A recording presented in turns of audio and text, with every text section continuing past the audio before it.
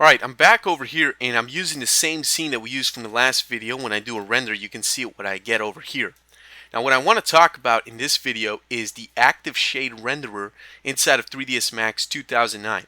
Now the Active Shade Renderer works very similar to this render that we see here. However, the key difference is that it's not a full production render. It's sort of more this tool that you use to see changes almost in real time, very close to real time. The changes are almost instantaneous. They're very quick and very fast to render, and it can allow you to work in your scene and lighting up your scene a lot faster than hitting render over and over again right here. I'll show you how the Active Shade Render works, and then you have a better understanding of what it's for, and you'll have a better appreciation for how useful it is inside of the 3ds Max rendering workflow. So let me go ahead and close this window down. What I'm going to do is I'm going to come over here to the top main toolbar of 3ds Max, and under this teapot icon over here, I'm just going to left click and hold down the left mouse button so I open up the sub menu. You see that we have three different rendering modes. The top one here, which just shows a single teapot, is the production render mode. Just below it, this one down here with a little black icon on the top, let me close that, accidentally let go of the button there. This little icon here signifies that this button activates the iterative render. So if I go ahead and let go of the button there, you notice that I render again. But the difference is that you notice iterative is chosen here in the mode selection box. So it went from production to iterative. So let me close that. Then you notice that we have this red one. So let's go ahead and activate that red one simply by letting go of the mouse button on that. And you should get this sort of render frame window. It looks very similar to the one before, just without the toolbar up here. And you'll also notice that it says Active Shade up here. Okay? So what is Active Shade? As I explained earlier, Active Shade allows you to see changes in your scene almost in real time. So you don't have to be hitting render over and over again. It does it automatically. And it renders faster than a regular render. So let's see how it works. To get it to work, let's make some changes. Now the Active Shade Renderer has some limitations. So one of the limitations you want to take into account is that if I take, say, this teapot object and I rotate it a little bit, you'll notice that absolutely nothing happened in the Active Shade Renderer window. That's because when you change the translation or the rotation or the scaling of an object, the Active Shade Renderer will not update. It's just built that way. Okay?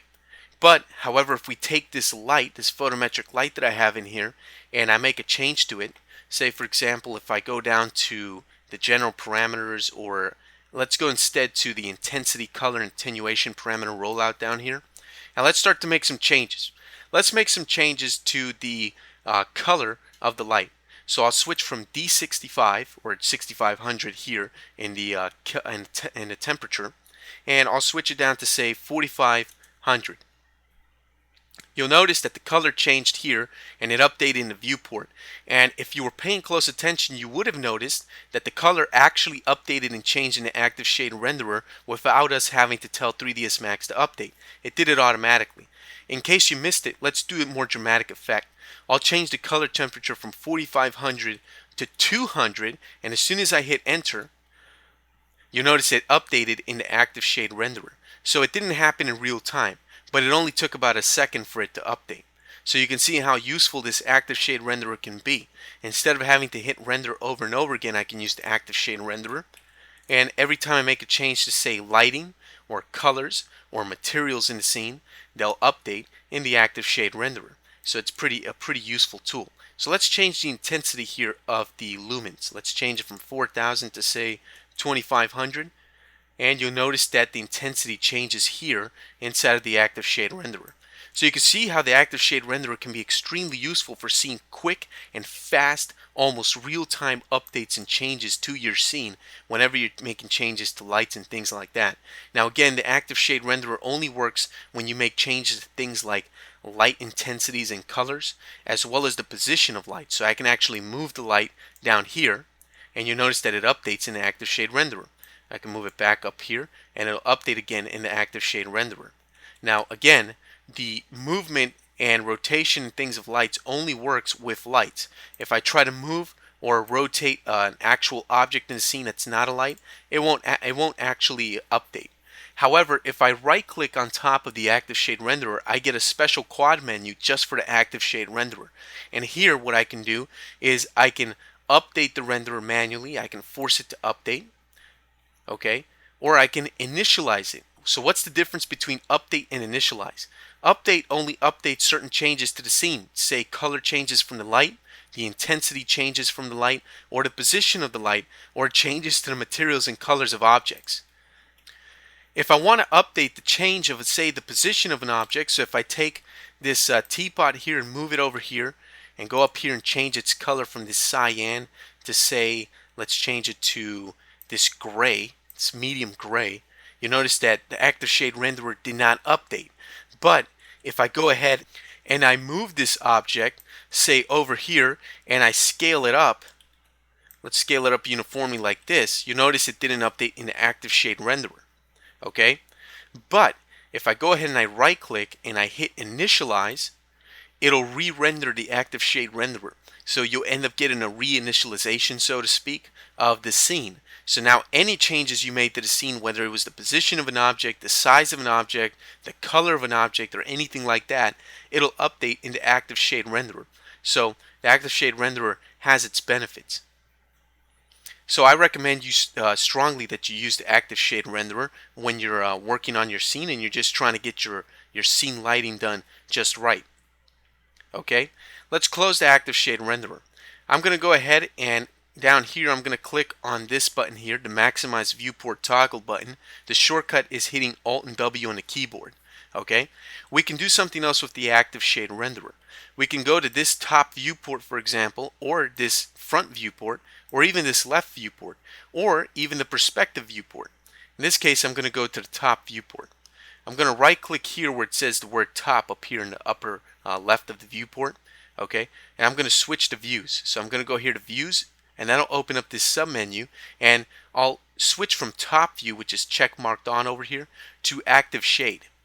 Once I do that, you'll notice that I switched over to an active shade view. And because I was in the top view, I'm viewing this from the top view here in active shade view mode. But that's okay. I'll go back here to perspective view and I can start to make changes to, say, my light. So I'll select the light and I'll come over here and say change the color to, say, 1500 so it's warmer. And you notice it updates in the active shade view. Essentially what we can do is we can work with our perspective view here and switch one of our different viewports here to become an active shade view, which is extremely useful and actually very, very intuitive to use. Makes working in 3ds Max more of a joy. Okay, so if you want your toolbar up here for the active shade view, simply activate the active shade view here by clicking on it with the middle mouse button or left mouse button if you want, and just hit the space bar. When you hit the space bar, you get these different buttons up here, these different tools that you can use. And they're pretty simple. They work just like with the render frame window. We can save this image out. We can also clone it. We can also look at the different color channels here. We can look at the alpha, if there's any alpha. In this case, we see that there's no background here. We're just looking at this ground plane. We can also see a grayscale version of it, monochrome. And we can clear out the active shade render right here. And we can also see this drop down list to see what channels we've rendered out. In this case, we've rendered out RGB and an alpha. Okay, so you can hit spacebar again to go ahead and hide that toolbar right there. And there you go.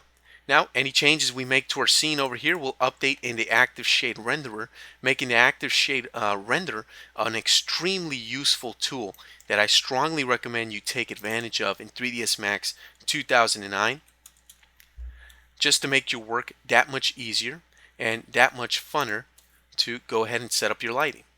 Okay, so that's going to do it for the Active Shade Render. I hope you found that useful and start taking advantage of it when setting up lighting in your scenes in 3ds Max.